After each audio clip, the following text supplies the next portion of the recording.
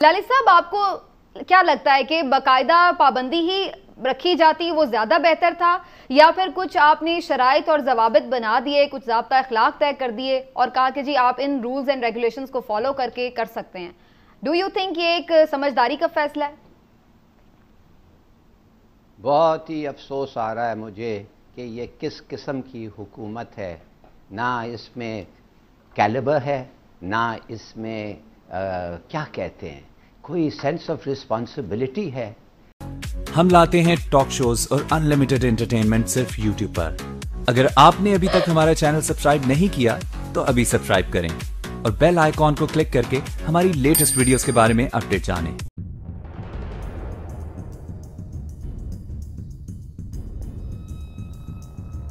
दुनिया का हर देश कोरोना वायरस से फैले संक्रमण से निजात पाना चाहता है। लगातार हो रही लोगों की मौतें दुनिया भर के लिए चिंता का विषय बनी हुई हैं और इसीलिए हर एक देश इस वायरस से निपटने की राह तलाश रहा है।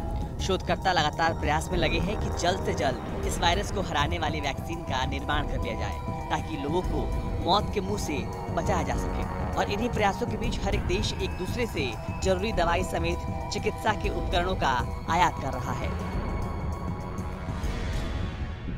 इस क्रम में भारत ने कई देशों की मदद की। भारत ने कई देशों को पैरासीटामोल और हाइड्रोक्सीक्लोरोक्वीन का निर्यात किया, जिसकी हर एक देश ने काफी तारीफ की। It happened. China first exported the Wuhan virus, then it started selling faulty equipment and test kits. Those who questioned these orders were slammed by Beijing. We cannot help but draw this parallel. The world is turning to India now to buy the medicine that may help cure the coronavirus. Let me point out here, experts have not confirmed, but countries are stockpiling this medicine. India is a global leader in medicine exports, but Delhi banned these exports after the coronavirus outbreak just to make sure India is not short of supplies. Now, various leaders have dialed Prime Minister Modi for help. 30 countries till the last count. They all want Indian medicines. लेकिन अब भारत से मदद मांगने वालों में एक नाम और जुड़ गया है। हालांकि ये नाम सुनकर आपको ज्यादा आश्चर्य नहीं होगा, क्योंकि दुनिया का हर एक देश उसकी मांगने वाली फितरत से वाकिफ है। वो देश है पाकिस्तान।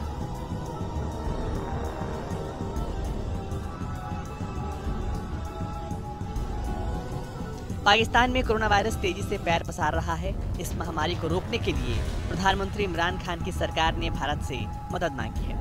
पाकिस्तान सरकार ने भारत से मलेरिया की दवा हाइड्रोक्सीक्लोरोक्वीन की मांग की है, जिसकी जरूरत अमेरिका और ब्राजील को थी। सूत्रों की ओर से इस बात की जानकारी दी गई है। हाइड्रोक्सीक्लोरोक्वीन को कोविड-19 के इलाज में कारगर माना जा रहा है। अब पाकिस्तान की अकड़ टूट चुकी है और अब उसने भारत के सामने फिर से हाथ फैलाया है।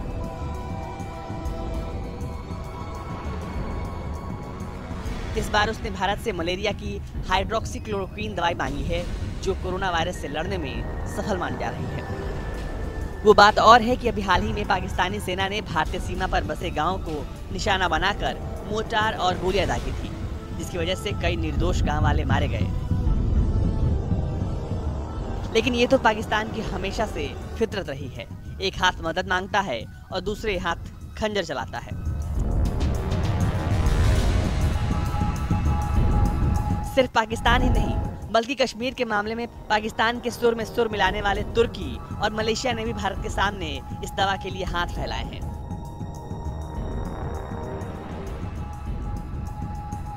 हालांकि एक मददगार की नीयत रखने वाले भारत ने, जिसने हमेशा इन देशों की गलतियों को माफ किया है, वो इनके आपूर्ति अनुरोध पर विचार कर रहा है। हालांकि इस संबंध में निर्णय होना अभी बाकी है। लालित साहब, आपको क्या लगता है कि बाकायदा पाबंदी ही रखी जाती वो ज्यादा बेहतर था, या फिर कुछ आपने शराइत और जवाबित बना दिए, कुछ ज़ाब्ता अखलाक तय कर दिए और कहा कि जी आप इन रूल्स एंड रेगुलेशंस को फॉलो करके कर सकते हैं? डू यू थिंक ये एक समझदारी का फैसला है? बहुत ही अफसोस आ रहा है मुझे कि ये किस किस्म की हुकूमत है। ना इसमें कैलिबर है, ना इसमें क्या कहते हैं, कोई सेंस ऑफ रिस्पॉन्सिबिलिटी है। ये बिक गई है गवर्नमेंट। अब गवर्नमेंट में कुछ नहीं है। ये बहन चो सारे मिलके हमको पागल बना रहे हैं, मादर चौथ के बच्चे। इतने गांड फटी के ये बड़वे। जो मस्जिद नबवी में नमाज नहीं पढ़ा जा रहा है, मक्का बंद है, हर मस्जिद Saudi Arabia, UAE, GCC, Indonesia, Malaysia बंद हैं। जो फैसला अल अजहर यूनिवर्सिटी सपोर्ट करता है, उधर के जो उलेमा हैं, जो मेडिकल प्रोफेशन इस मुल्क का चाहता है, जो हमारे नेशनल इंटरेस्ट में है, जो हमारे इकोनॉमी को एक धचका से बचा सकता है, आप वो सब चीज को छोड़ते हैं इसलिए कि आप समझते हैं कि 20 नुकात में से ये जो आ रहे हैं नमाज पढ़ने के लिए, ये लोग जो मास्क नहीं पहनते हैं, जो डिस्टेंसेस नहीं रखते हैं, जो जुमे को हमने खुद देखा है ये रोडों पे फैले हुए थे, फैले भी नहीं हुए थे, एक एक के ऊपर थे। क्या आप समझते हैं एक मिनट के लिए भी कि ये नुकात ये ऑब्जर्व कर सकते हैं? और अगर ऑब्जर्व नहीं किया तो क्या उसी वक्त नमाज के दरमियान में पुलिस आके उनको मारेगी, निकालेगी? आपको लगता है रिस्क ले लिया है हुकूमत ने? मैं तो कहता हूं ये तो कत्ल आम होने वाला है। इलाली साहब, कहीं ये तो नहीं है कि उन्होंने लगा कि हम रोक नहीं पा रहे तो इसलिए उन्होंने कहा कि इससे बेहतर है कि इजाजत ही दे दो, रोक तो पा नहीं रहे हैं?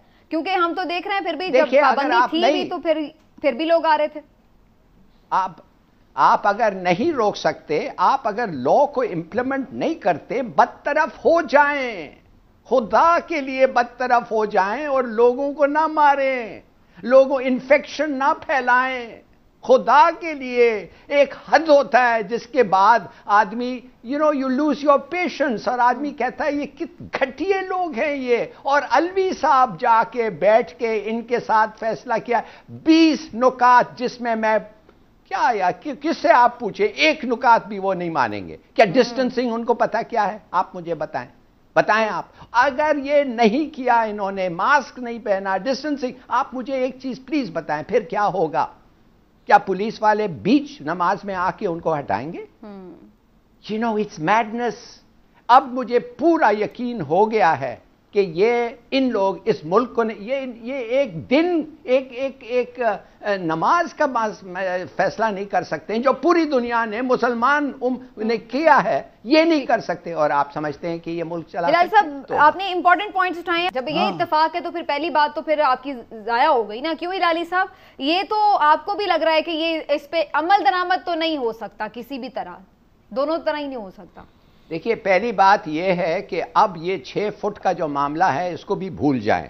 इसलिए बार बार ये मामला ये टेस्ट हुआ है और अब कह रहे हैं कि खांसी 13 फुट तक जा सकता है और आपका जो वायरस है वो एरोसोल है, वो हवा में भी उड़ सकता है। तो ये 6 फुट का ऐसे हम सब लोगों ने ऐसा अडॉप्ट किया है जैसे ये एब्सोल्युटली मेडिकली प्रूव्ड है। बिल्कुल प्रूव्ड नहीं है।